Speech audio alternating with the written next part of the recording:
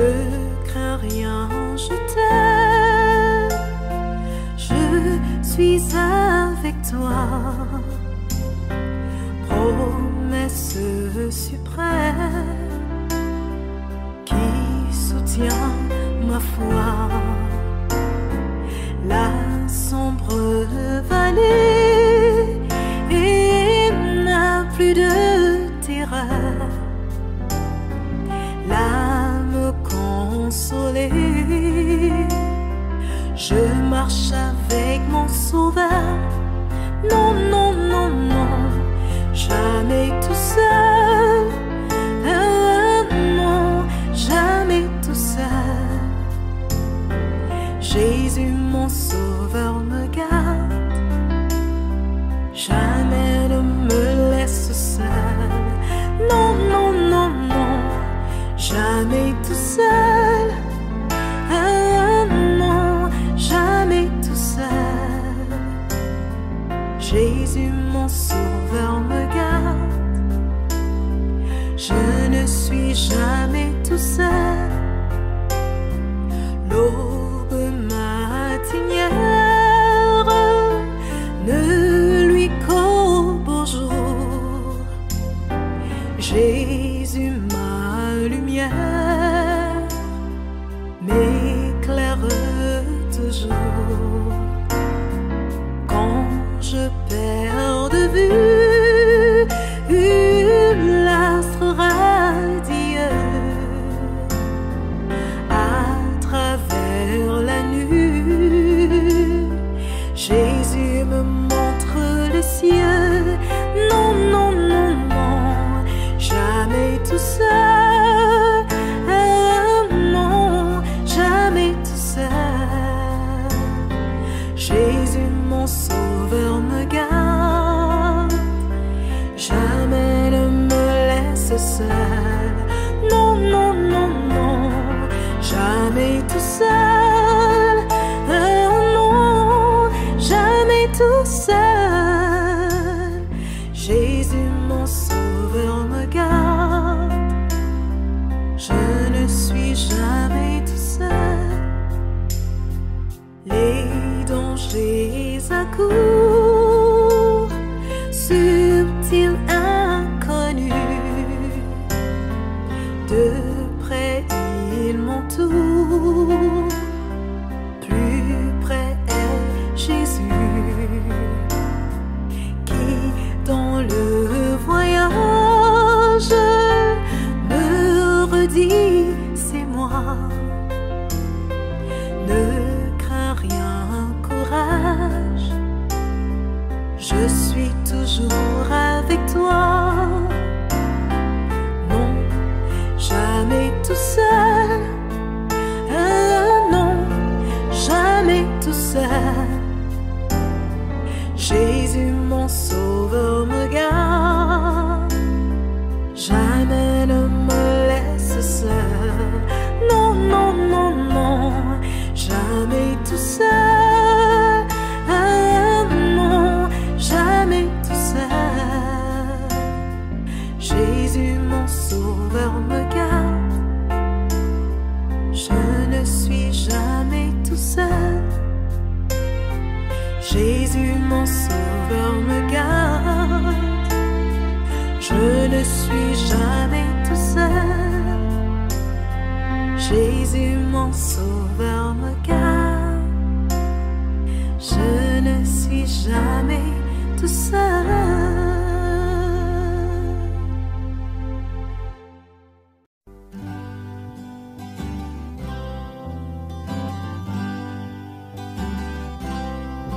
Tendre Père, j'aime te contempler. Tendre Père, j'aime te contempler. Je t'offre ma vie, je chante ta gloire.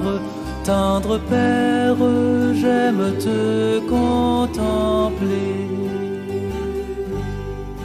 Fils de Dieu, j'aime exalter ton nom.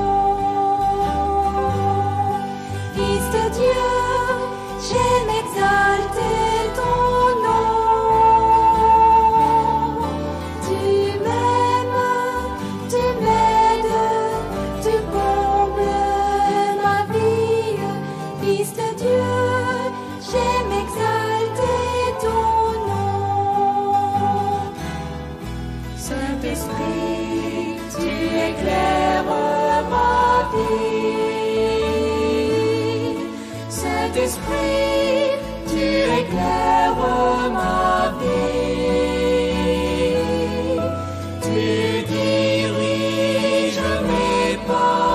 tu restes près de moi.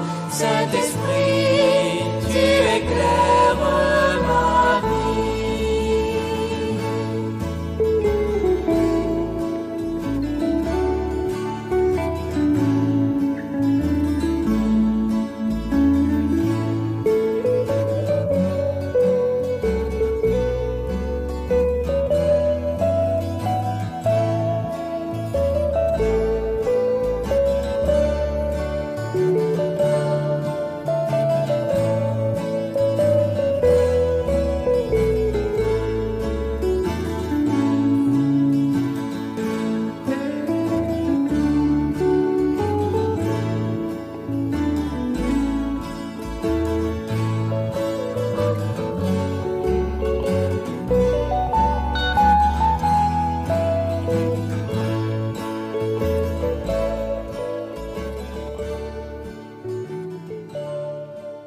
Bonjour à tous et bienvenue à notre rencontre, à ce culte d'adoration. Bien qu'on soit à distance, on est unis par l'Esprit du Seigneur et dans son amour.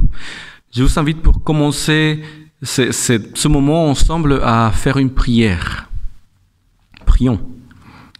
Notre Dieu, notre Père, que ce moment où nous ne pouvons pas nous voir, c'est vrai, que ce moment puisse être toutefois un moment où nous sommes vraiment en communion les uns avec les autres. Et pourquoi pas, Seigneur, qu'après ces moments ensemble de façon virtuelle, nous puissions prendre nos téléphones et nous appeler les uns les autres pour ajouter quelque chose à cela. Que tu puisses, Seigneur, être celui qui nous rend véritablement libres en toutes circonstances. Permets que nous ne nous sentions pas en ce moment difficile, Seigneur, privés d'une liberté qu'en réalité nous savons. Quoi qu'il en soit, permets-nous d'être au-dessus des choses, grâce à ton esprit, grâce à la paix que tu nous proposes, que tu nous offres.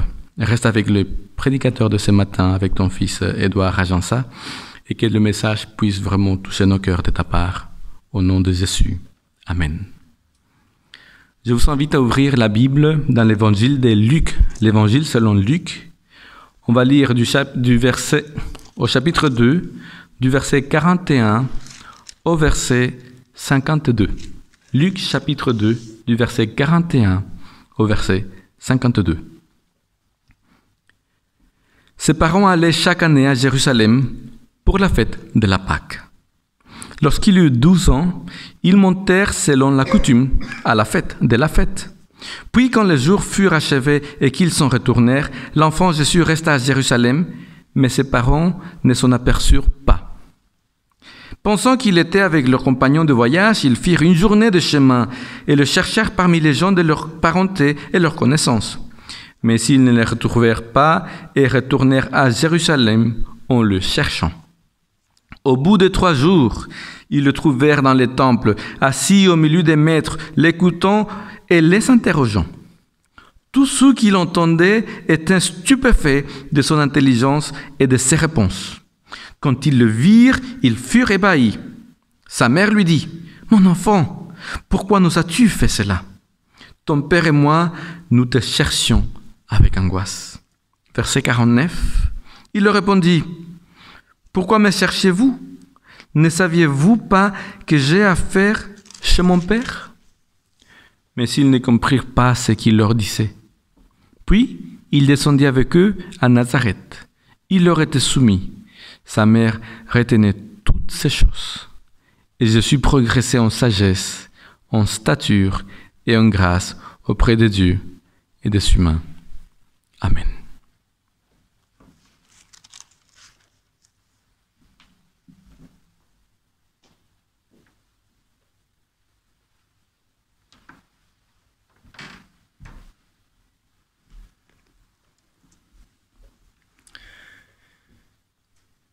Chers frères et sœurs, permettez-moi de vous saluer et vous dire que je suis très heureux ce matin d'être avec vous, même si c'est de manière virtuelle, pour ce message que le Seigneur m'a inspiré de vous adresser.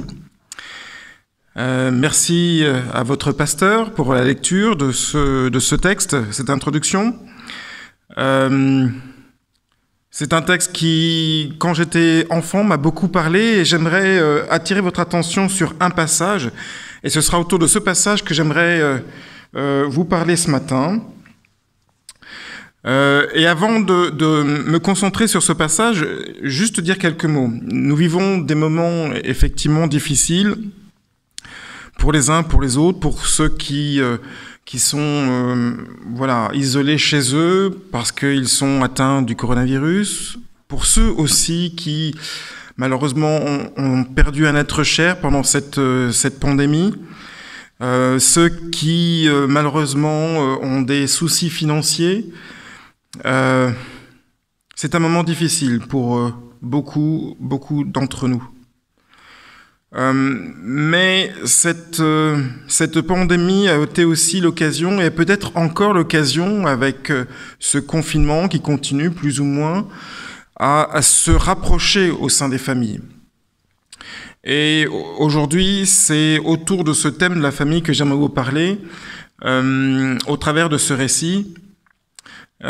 Ces familles où l'on peut développer des relations fortes, et peut-être en particulier dans le moment que nous vivons en ce moment. Dans les familles, il y a souvent des relations privilégiées avec les uns avec les autres. Une des relations privilégiées qu'il peut y avoir, c'est celle entre la maman et ses enfants. Pourquoi ? Pour une raison simple, c'est que la maman a porté ses enfants dans son ventre et il y a physiquement une relation qui se crée, un lien qui se crée entre elle et ses enfants. Cette relation n'est pas la même entre le père et ses enfants. Parce que pour ce qui concerne le père, cette relation doit se construire avec le temps. Il n'a pas eu le même lien physique avec son enfant comme la mère n'a pu l'avoir. Et donc, c'est tout un processus qui va prendre un certain temps. Mais c'est un processus qui a aussi sa beauté, qui peut être une relation riche entre un père et ses enfants, et en particulier entre un père et son fils.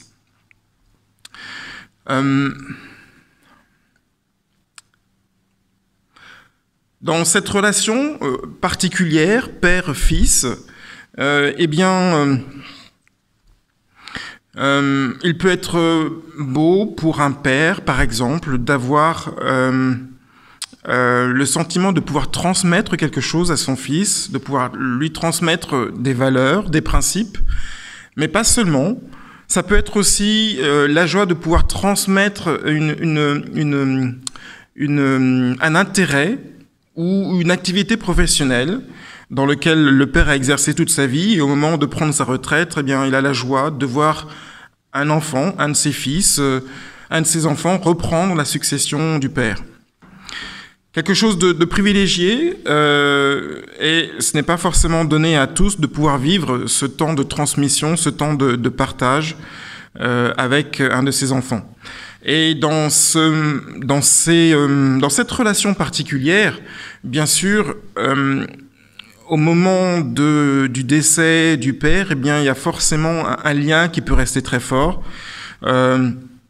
Un moment où la famille, les enfants vont devoir gérer l'héritage, gérer la situation, gérer bien sûr l'enterrement. Donc, nous parlons là de moments particuliers, de moments forts qui unissent la famille et de moments particuliers forts qui peuvent unir un père à son fils. Et dans le texte que nous avons lu ce matin, j'aimerais attirer votre attention donc sur un passage particulier et j'aimerais le relire avec vous.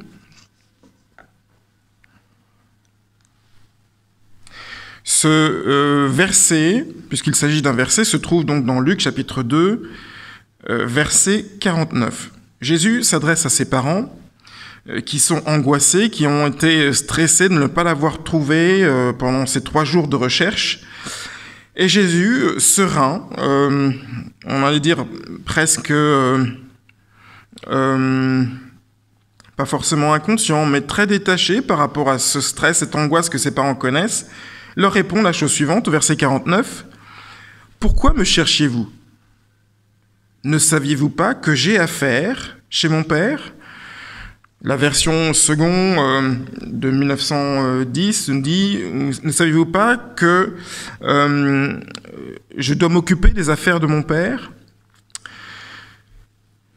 Un texte qui, comme je le disais tout à l'heure, m'a marqué quand j'étais plus jeune, beaucoup plus jeune, parce qu'il montre là un attachement de Jésus aux affaires de son Père. Non pas de son Père terrestre, mais de son Père céleste. Et j'aimerais avec vous réfléchir un petit peu sur le sens de ce verset que Jésus prononce à l'intention de ses parents terrestres. S'occuper des affaires de son Père, ne savez-vous pas que j'ai affaire chez mon Père ? Dans ce texte, le premier élément que je vois qui me semble important, c'est que Jésus a conscience qu'il a un devoir. Un devoir qu'il doit assumer vis-à-vis de son Père. Vous savez, aujourd'hui, à notre époque, nous parlons souvent de droit et rarement de devoir. Les hommes et les femmes qui nous entourent revendiquent souvent, et nous revendiquons aussi souvent, des devoirs dans la société. Et voilà, je suis moi-même français et les Français sont connus pour revendiquer beaucoup de droits, revendiquer un droit au 3e mois, droit aux 35 heures, droit à ceci, droit à cela. Mais rares sont les personnes qui finalement invoquent leurs devoirs vis-à-vis de la société, vis-à-vis de leur famille, vis-à-vis de leur entreprise, etc. En général, on accepte très facilement d'assumer ses devoirs envers la famille ou ses enfants. Mais les devoirs envers la société ou l'État, c'est parfois plus difficile. En tout cas, pour ce qui concerne Jésus, ce devoir, cette mission qu'il s'est donnée, eh bien, c'est quelque chose qui lui tient à cœur. Quelque chose qui est pour lui vraiment important. C'est quelque chose de non négociable. J'ai affaire chez mon Père, je dois m'occuper de mon Père. Donc, il n'y a pas de raison de se soucier, il n'y a pas de raison de se préoccuper, dit-il à ses parents. Très tôt, donc, Jésus avait compris cette exigence personnelle de participer au projet de son Père céleste. Un autre aspect que je vois dans ce verset qui attire mon attention, c'est le fait que Jésus donc s'implique, que je m'occupe ou que j'ai affaire.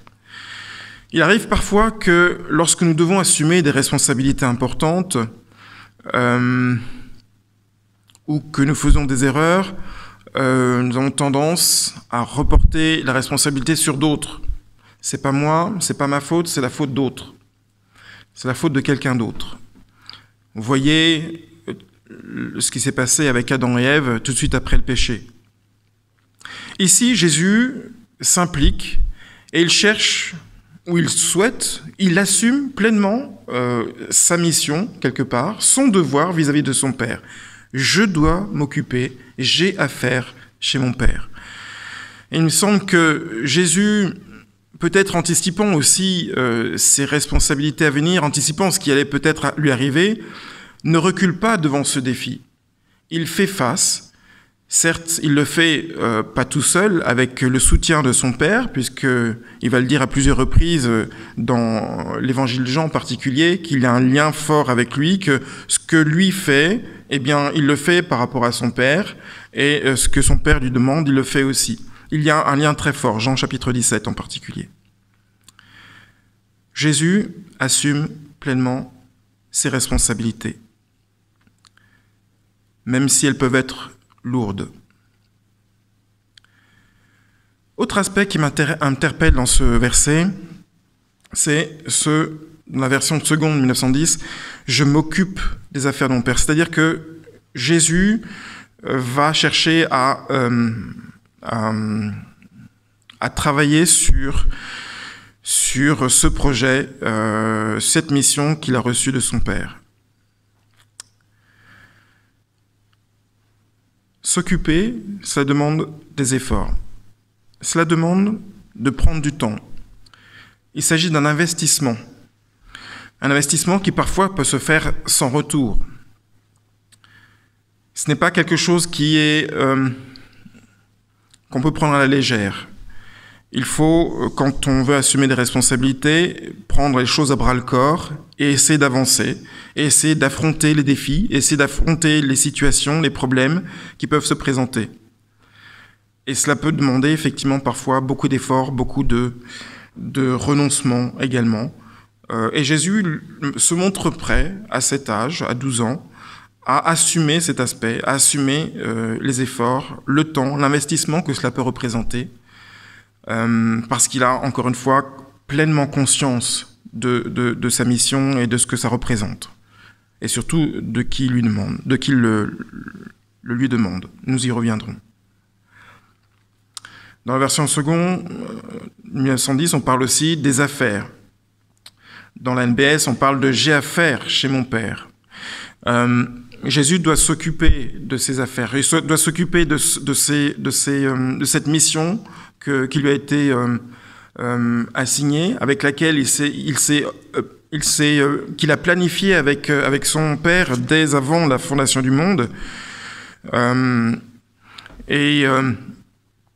C'est quelque chose, encore une fois, qu'il souhaite assumer. Il ne va pas le mettre de côté. Je parlais tout à l'heure, en introduction de ce message, de la joie qu'il peut y avoir pour un père lorsque son fils reprend ses affaires.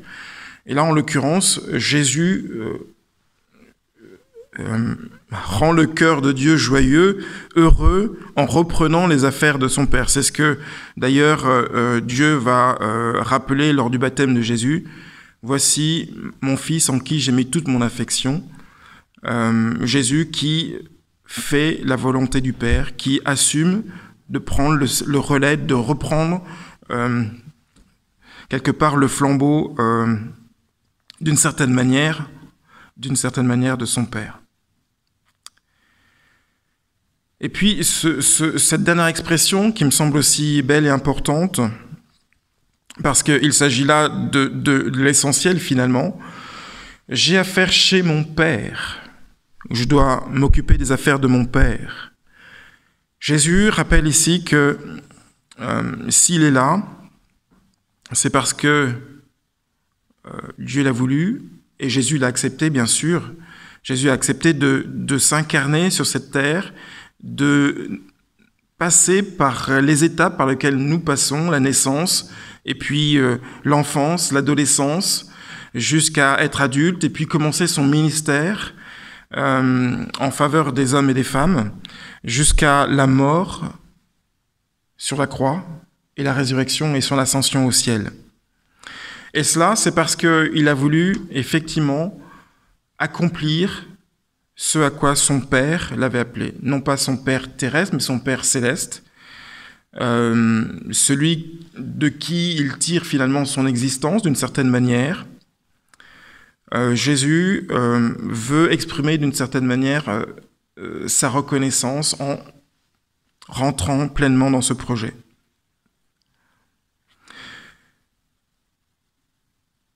Voilà en quelques mots ce qui me parle et qui me touche dans ce verset 49, où Jésus vraiment présente à ses parents, qui ne comprennent pas tout à fait ce qu'il leur dit, l'importance de sa mission future.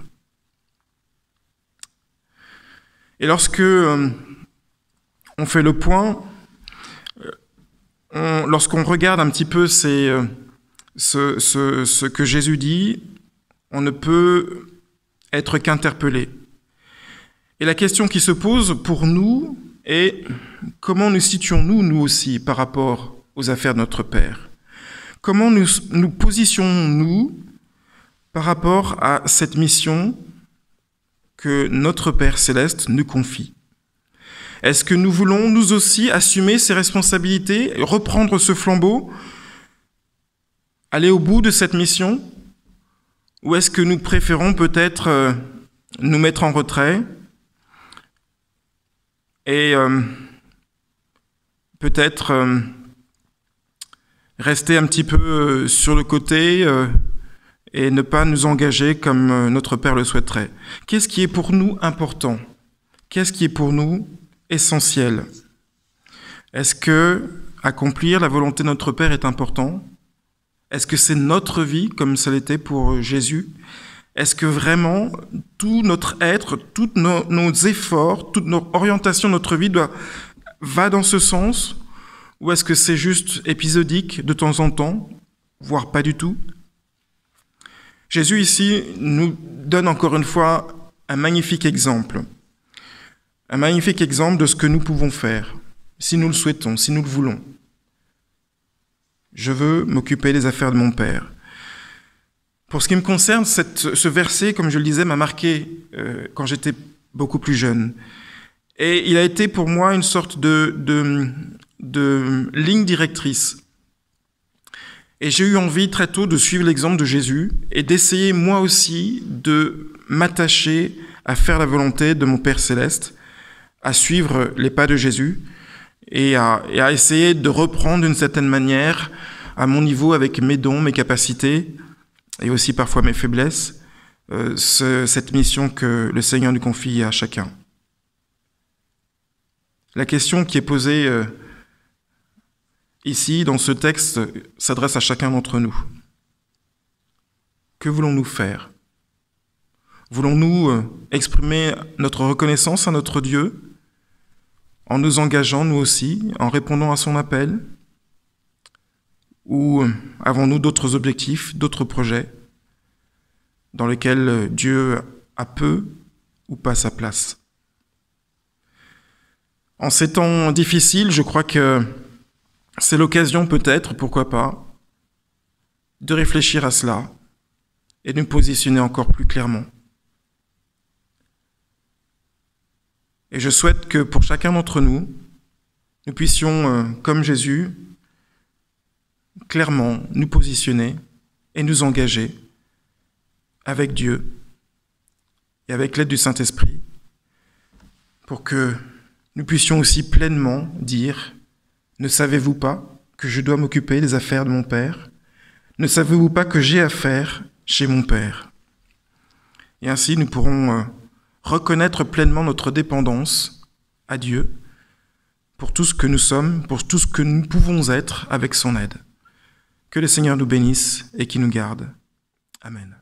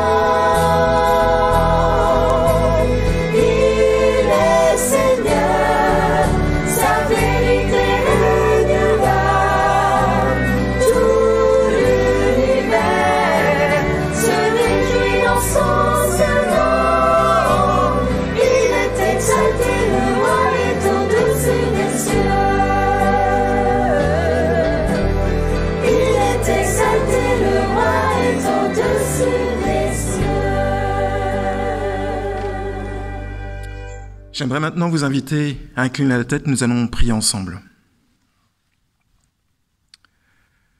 Seigneur notre Dieu, notre Père, nous voulons te remercier encore une fois pour ta parole qui nous parle, qui nous touche, qui nous émeut.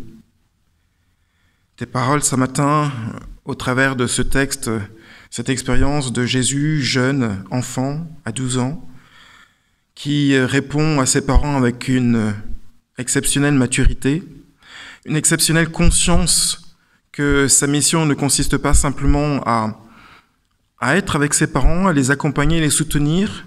La suite du texte nous montre que Jésus l'a fait et il était soumis à ses parents, mais il avait compris qu'il y avait quelque chose qui était plus important encore que cela. C'était d'accomplir sa mission, la mission qu'il avait convenue avec Dieu avant la fondation du monde, celle de sauver l'humanité. Certes, nous n'avons pas cette mission, nous, êtres humains faibles, mais Seigneur, nous avons cette mission de partager cette bonne nouvelle du salut en Jésus-Christ. Que nous puissions, avec l'aide de Dieu, accomplir nous aussi cette mission et comme Jésus, dire, lorsque les circonstances, lorsque les tentations seront sur notre route, j'ai affaire chez mon Père. Je dois m'occuper des affaires de mon Père. Que cela soit notre ligne directrice pour aujourd'hui, pour les jours et les semaines à venir, au nom de Jésus et pour ta gloire. Amen.